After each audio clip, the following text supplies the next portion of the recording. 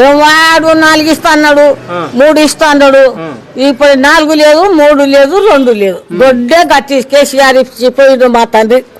కేసీఆర్ ఇచ్చినవే బసీరలు, బాట్కిట్లు, పిలిచిది బియ్యం ఫాడ్ని ఆయన ఇచ్చిపోయినవే గట్టి.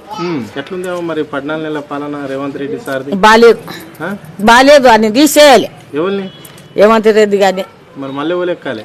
కేసీఆర్ ఎక్కాలి. అవునా?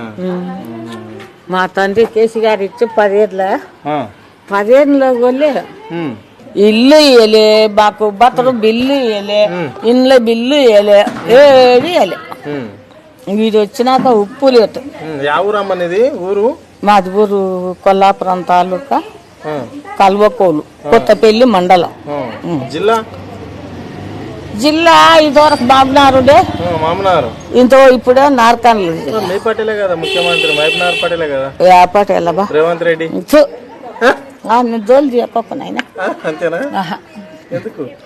వాడు వచ్చిండు సరిపా యాదేడు సాగలేదు. అవి బియ్యం ఇస్తా అన్నాడు, సన్న బియ్యం. బియ్యం లేవు, అంతేనా?